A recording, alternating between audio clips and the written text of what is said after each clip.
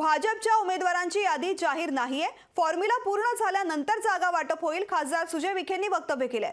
जागा वाटपाबाबत चिंता करण्याची गरज नाहीये। 3-4 दिवसांमध्ये चित्र स्पष्ट होईल असं विखेंनी म्हटलेलं आहे। ज्या राज्यामध्ये युती किंवा महायुती आहे त्या राज्यांमध्ये भाजपच्या उमेदवारांची यादी जाहीर झालेली नाहीये। युतीच्या जागा वाटपाचा फॉर्म्युला पूर्ण झाल्यानंतर राज्यातील जागा जाहीर होतील असं खासदार सुजय विखे यांनी म्हटलंय। जागा वाटपाबाबत चिंता करण्याची आवश्यकता नाहीये। राज्यामध्ये महायुती असल्यामुळे महायुतीची चर्चा झाल्यानंतर सर्व जागांचे उमेदवार जाहीर होतील।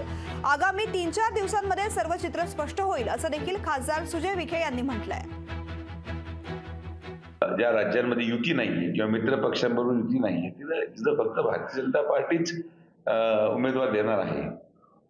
त्यांनी उमेदवारी जाहीर केल्या। पण ज्या ज्या राज्यांमध्ये अलायन्सेस आहेत, महाराष्ट्रामध्ये अलायन्स 3 पक्षाचा अलायन्स आहे किंवा इतर काही राज्य असतील जिथे अलायन्स आहे, त्या अलायन्सेसच्या राज्यांमध्ये मित्र पक्षाशी बोलल्याशिवाय आणि खरे किती जागा भाजपच्या वाटेला येतात आणि मग ती यादी जाहीर होणार होत्या।